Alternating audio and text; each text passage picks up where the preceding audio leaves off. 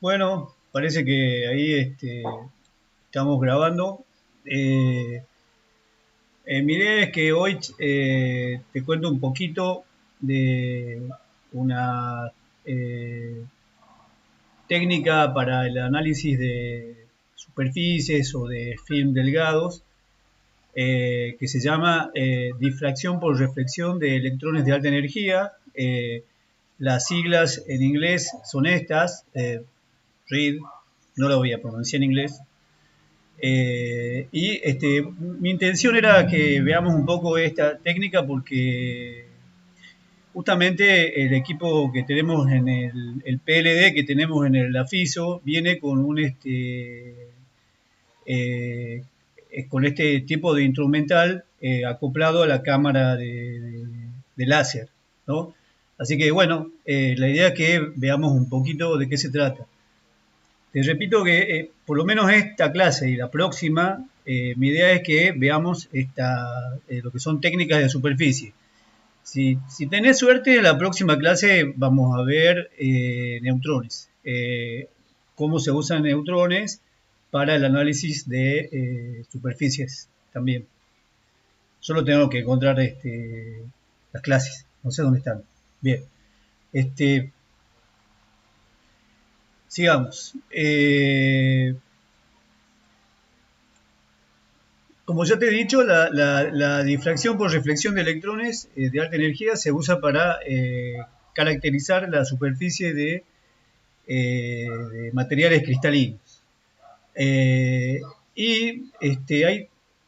digamos, dos técnicas que son parecidas porque usan básicamente los mismos principios físicos y los mismos tipos de haz, que son el microscopio electrónico de transmisión, que se diferencia de esta técnica, de que es una técnica de volumen, o sea, la información que vos obtenés con el microscopio de transmisión sería de todo el volumen que vos estás analizando, no solo de la superficie. Y hay otra técnica que se llama difracción por reflexión de electrones de baja energía, cuyas siglas son estas, que justamente se diferencia, digamos, de la técnica RID por la energía que tienen los electrones con los que vos estás, digamos, impactando tus muestras, ¿no? Entonces, hablando de las ventajas que tiene la técnica RID, eh, principalmente son dos. Una es que es una técnica muy sensible en el sentido de que eh, eh, los cambios en el espesor de las muestras que vos podés detectar, por ejemplo, con esta técnica, son del orden de una capa atómica, ¿no? La otra ventaja que tienen estas técnicas, que en general vienen acopladas, digamos, a lo que es el láser, el PLD, digamos, o sea,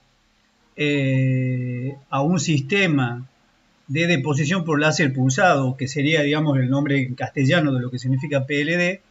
La ventaja que tienen este tipo de instrumental RID es que al venir acoplado al láser y al venir acoplado a la misma cámara del láser, vos podés ir haciendo análisis de las superficies que estás haciendo crecer con el láser a medida que la estás, digamos, creciendo, ¿no?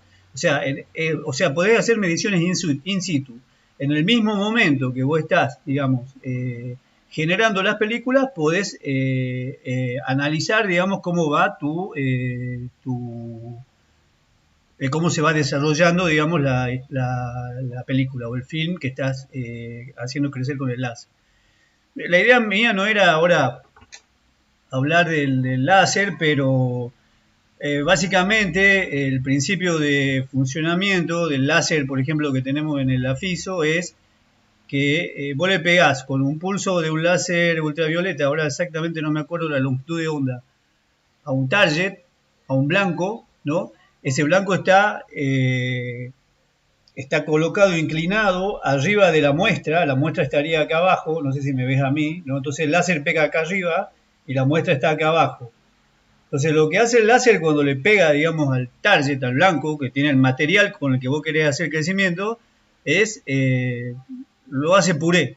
Hablando en tucumano básico, lo hace puré. Digamos, el impacto del láser con el blanco genera una pluma, digamos, debido a, digamos, que estalla el material del blanco, ¿no? Y esta pluma, digamos,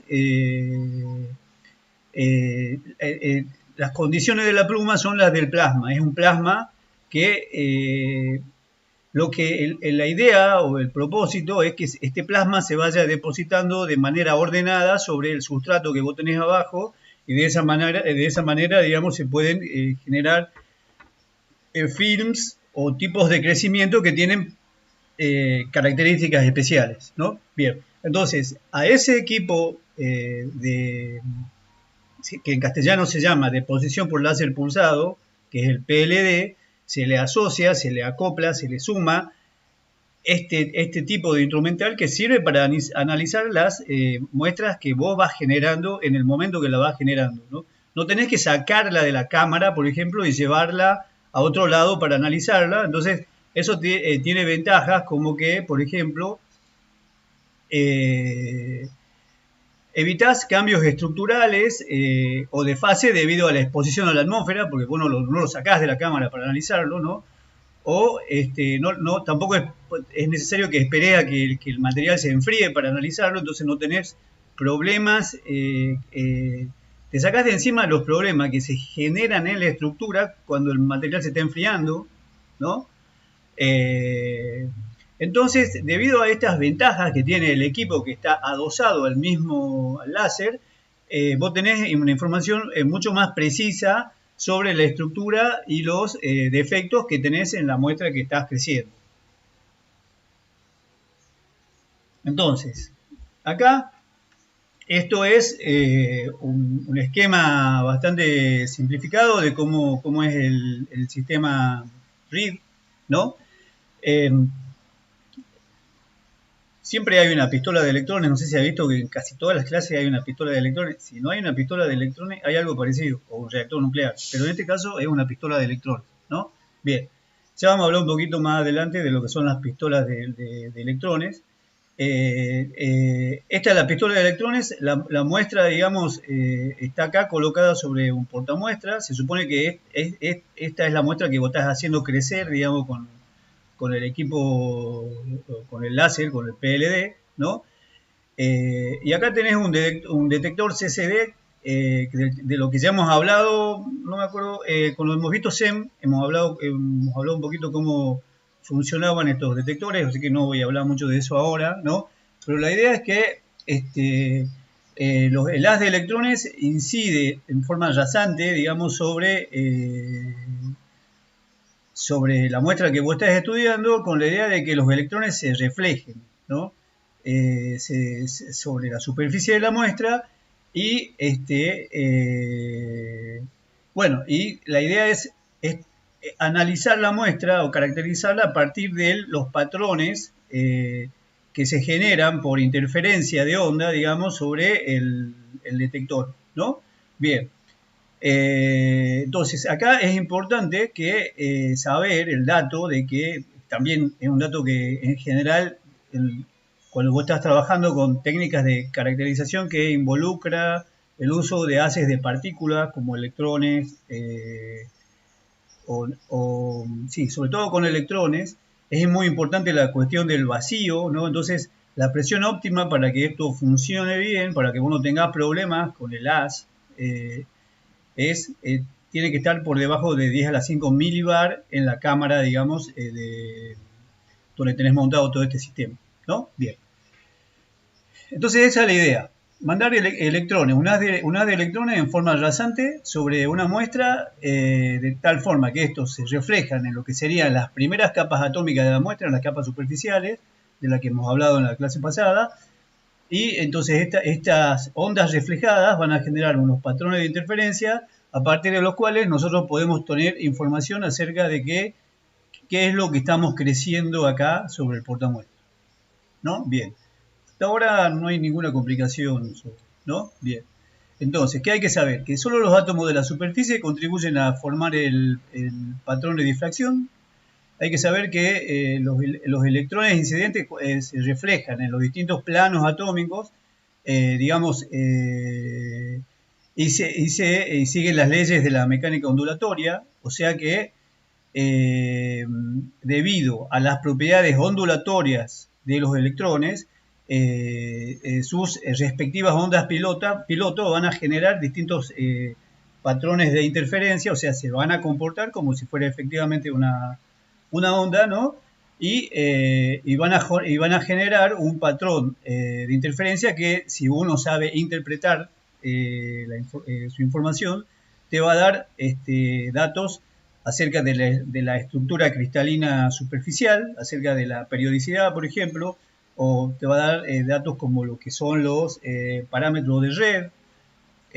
Todo esto, obviamente, uno de los datos que es importante tener en cuenta es la longitud de onda o la energía de los electrones incidentes, ¿no? Y eso, bueno, depende sobre todo del tipo de cañón de electrones que estés usando, ¿no? Entonces ahora vamos a hablar un poquito de lo que es en sí el cañón de electrones. Yo la verdad que no he chequeado exactamente si este es el equipo que nosotros tenemos en el AFISO, pero es un equipo como este, ¿no? Nosotros antes también ya habíamos hablado un poco de lo que son los cañones de electrones, ¿no? Básicamente, esto es el cañón de electrones, aunque el nombre más apropiado es pistola de electrones. Así sería en castellano, electron gun, ¿no? Esta, por ejemplo, es una pistola cuya energía está por arriba de los 15, el potencial acelerador, perdón, está por arriba de los 15 kilovolts. Quiere decir que la energía de los electrones está en el orden o por arriba de los 15 kiloelectronvolts, ¿no? Entonces, estas energías, en este caso, para esta técnica, se consideran energías altas, sería, ¿no? Bien, entonces, ¿qué es lo que tenés que saber? Digamos, que dentro de los electrones se generan a partir de un filamento, que sería este filamento que está acá, que está montado sobre un calentador, ¿no? Este filamento viene a ser de tungsteno. El tungsteno es un material que vos sabés que soporta temperaturas muy altas, su punto de fusión es muy alto, ¿no? Pero el problema que tiene el tungsteno es que de por sí no es tan eficiente como nosotros queremos para generar electrones libres. Entonces es necesario bajarle la función trabajo. Para bajarle la función trabajo se usa, digamos, un material, sobre todo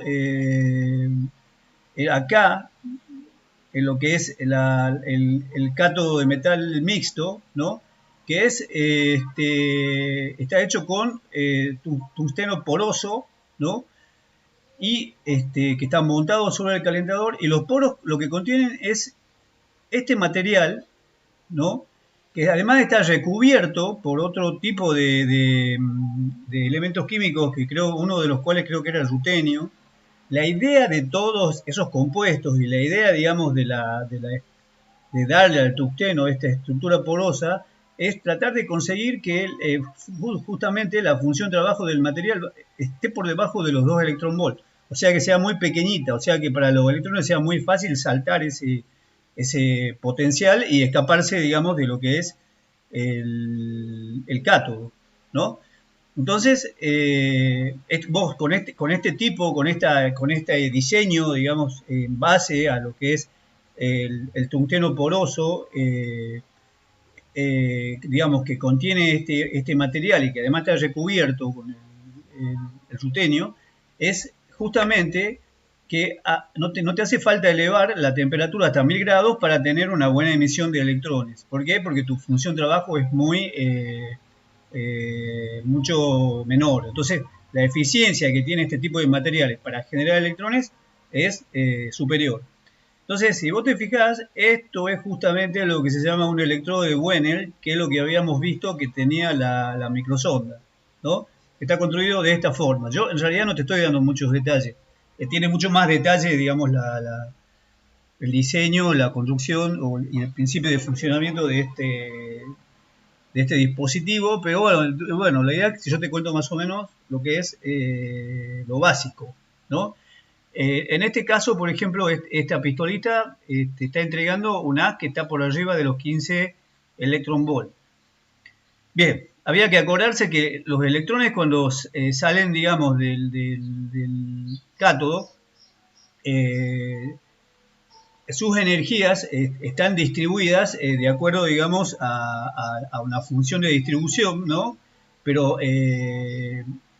que calculo que debe ser la de Boltzmann, ¿no? Pero que deben ser bajitas.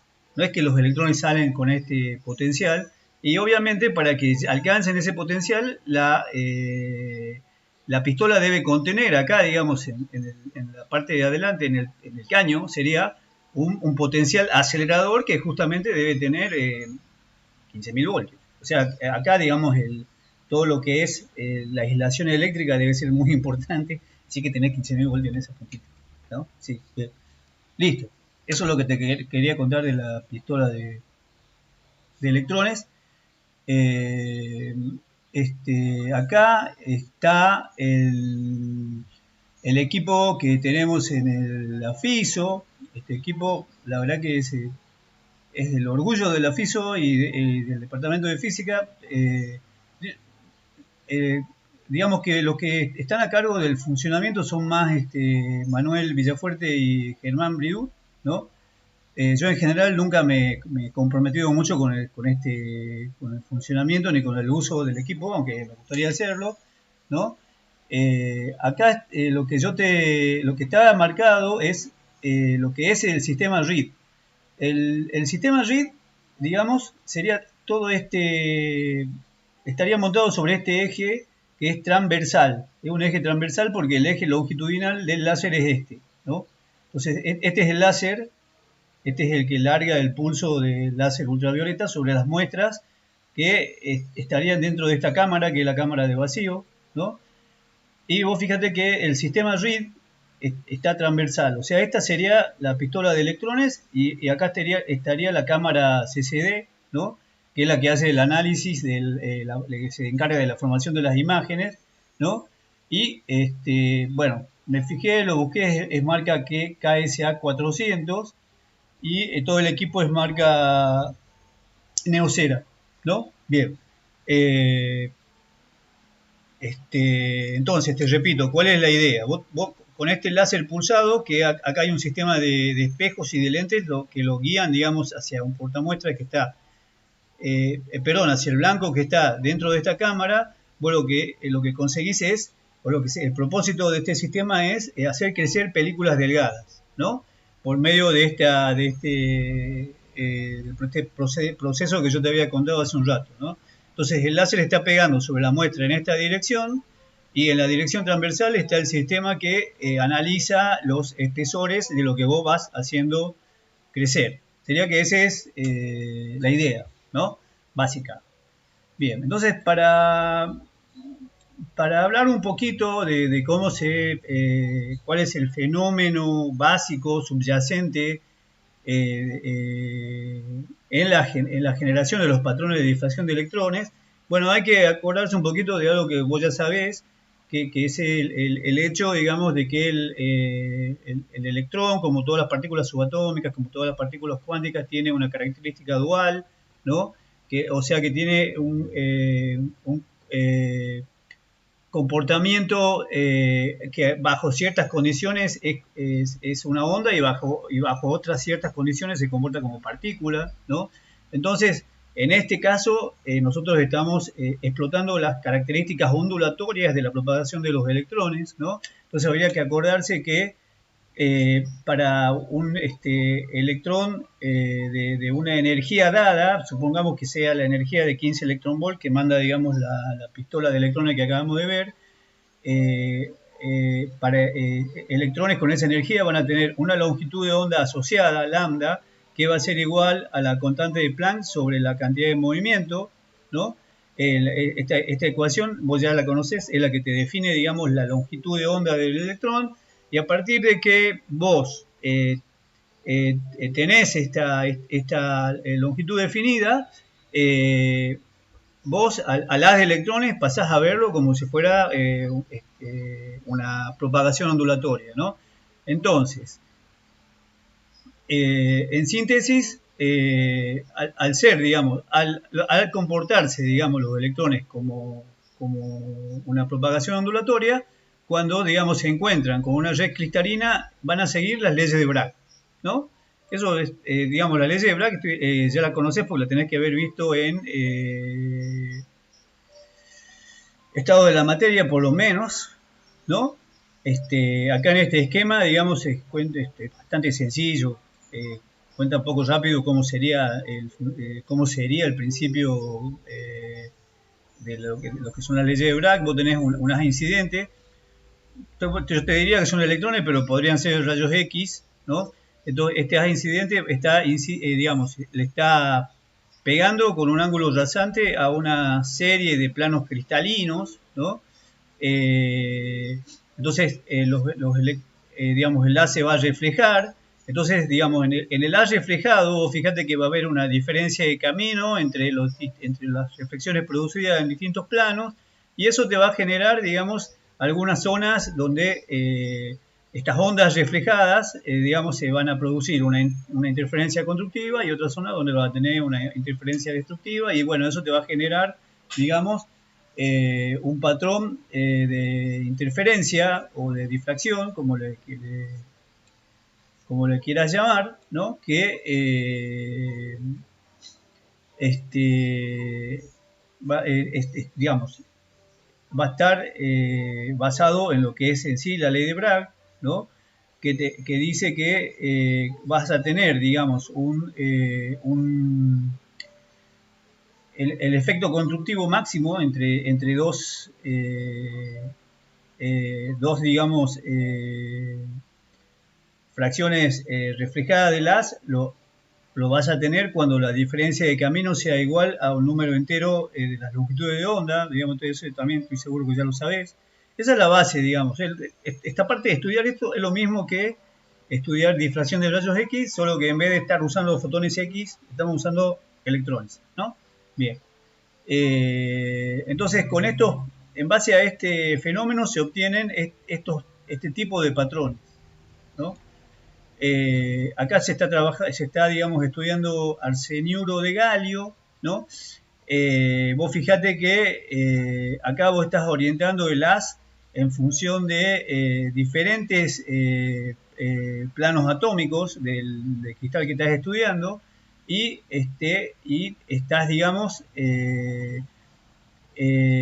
formando imágenes a diferentes ángulos de salida, sería el haz. Y lo que se obtiene es este tipo de patrones, ¿no? Que sirven para caracterizar la muestra que vos estás haciendo crecer. Bien, entonces, acá hay un ejemplo, el ejemplo que yo conozco, cómo se usa, digamos, esta técnica de difracción por reflexión de electrones de alta energía. Como la idea es monitorear el crecimiento de películas delgadas, ¿no? Vos tenés, en este caso, en el caso de la difracción de electrones, que la intensidad de los puntos individuales del patrón de difracción fluctúan de manera periódica en función del espesor de la película delgada, ¿no? Y encima, cada periodo corresponde a una capa atómica. Entonces vos acá, fíjate, en este gráfico tenés, acá no dice qué muestra es, acá dice, bueno, no importa mucho, es un óxido de hierro y no sé qué más tiene. Pero bueno, esta es la intensidad en algún punto dado del patrón, ¿no? Y acá se ve cómo, a medida que aumenta el espesor de la muestra, vos tenés este tipo de patrón. Entonces, esto está en...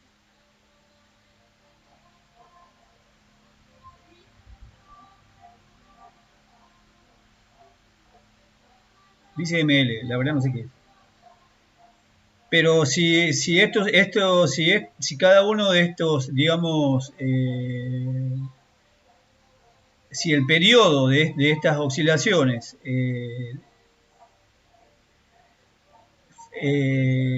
corresponde a una capa atómica, entonces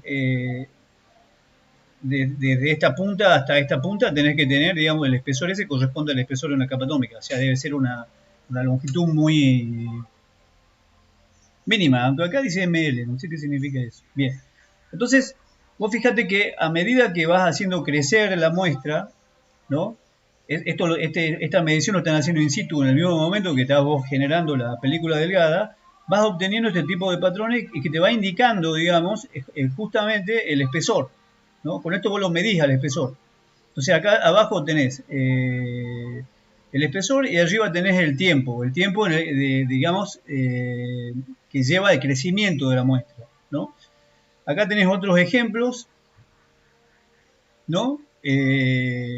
Pero bueno, el objetivo principal, el propósito principal de la técnica, desde mi punto de vista, desde lo que yo he podido ver, es justamente poder hacer esto, o sea, monitorear con una sensibilidad muy alta el crecimiento de películas delgadas en el mismo momento que la estás produciendo, ¿no? Por medio de lo que es la deposición de láser pulsado. Acá las intensidades que están fluctuando, que se miden sobre este gráfico, son, por ejemplo, intensidades de alguno de estos puntos del patrón de difracción, ¿no? O sea, a medida que vos vas generando una nueva capa, por ejemplo, esto se va haciendo más opaco. Cuando terminás de generar por completo una capa nueva, este punto alcanza un brillo máximo. Después de vuelta, empezás a generar la capa siguiente y esto se pone opaco, la intensidad va creciendo hasta que terminás de generar por completo la capa siguiente. Entonces, este tipo de cambio en el brillo de estas características del patrón es lo que justamente nos permiten hacer esto, ¿no? Monitorear el crecimiento. Bueno, creo que no me olvidé de más nada. Así que esta clase de hoy no va a ser tan larga. Bueno, sí, hasta hoy llegamos hasta acá nomás. Así que te repito que la idea es que voy a ver si la próxima clase podemos ver algo de neutrones para el estudio de superficie. Con neutrones, por lo que yo me acuerdo, se trabaja de la misma forma, se hace incidir neutrones en forma rasante sobre superficies, se usa las mismas leyes de Bragg, pero debido a las características especiales de los neutrones se obtiene una información diferente a la que se obtiene con electrones o rayos X. ¿Por qué? Porque esta técnica también se hace difracción de rayos X en forma rasante para el estudio de superficies. Lo último que te quiero decir es que esto es importante porque la cuestión de los film delgados y las superficies, digamos que es un tópico muy importante dentro de lo que es la electrónica y la física aplicada y bueno, nosotros hacemos mucho esto, trabajamos mucho con film delgado. Así que bueno, listo, aquí terminó mi clase, no te demoro más, chau.